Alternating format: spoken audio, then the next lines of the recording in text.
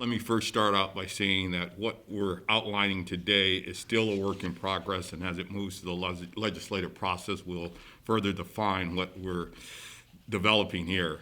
I'm being tasked with the tenant-landlord stabilization, and as part of the response to COVID-19, the Senate is proposing a substantial relief program to help cushion the blow for both tenants and landlords. Because as we all heard, one of the biggest impacted areas outside of those folks who have been physically impacted by the disease is fearful of losing their homes and their roof over their heads.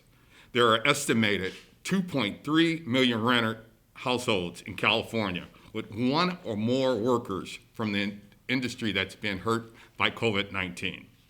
Half of those households were already rent burdened before the crisis. Even those who were getting unemployment insurance are struggling to cover their rent, especially if they live in the Bay Area or Los Angeles. A significant number of tenants are struggling to afford their rent, and that failure to collect rent may cause some landlords to fall far behind on their own mortgages. Recognizing that, the Senate proposal I'm walking you through right now is intended to cushion the blow for both groups. But one thing I want to stress is that this is not a giveaway to anyone. It's not a free ride. The Senate is giving tenants and landlords a hand up, not a handout.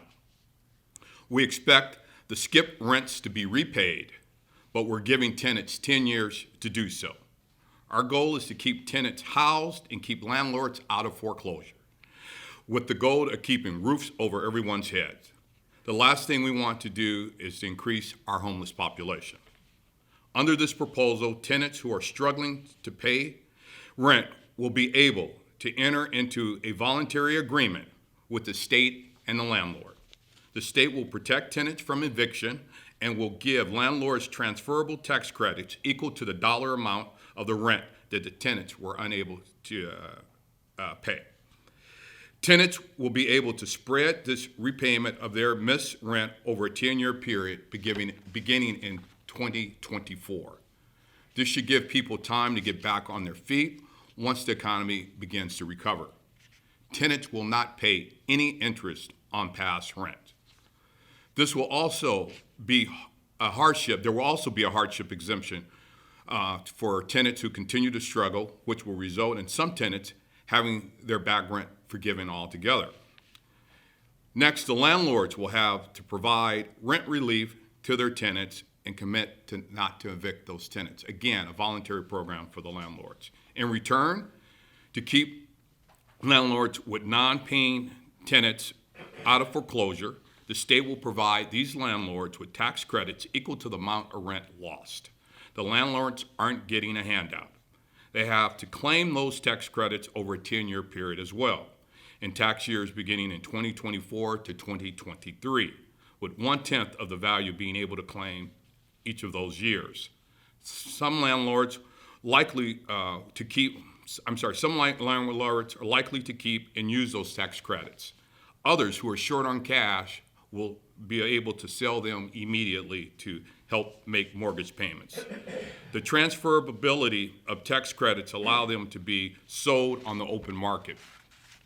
This proposal is not for large corporate landowners. Let me stress that again. It's not for large corporate landowners. It's for the small mom and pop landlords who are own renter-occupied properties and helping them to avoid foreclosure. Many of these units are owner-occupied.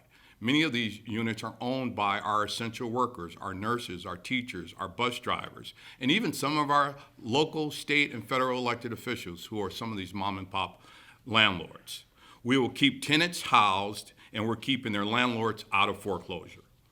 As we learned during the Great Recession, no one but speculators benefit from a foreclosure market. The state will recoup the cost of this program over time as tenants repay the missed rent in small amounts subject to the hardship exemption. These payments will fund most of the cost of the tax credits provided to the landlords, which come due parallel to the tenants' payments. This program minimizes general fund impacts, particularly during the next 2 fiscal years. This enables us to help put people at risk of eviction and homelessness while also responding, as we must do, to the current budget problems.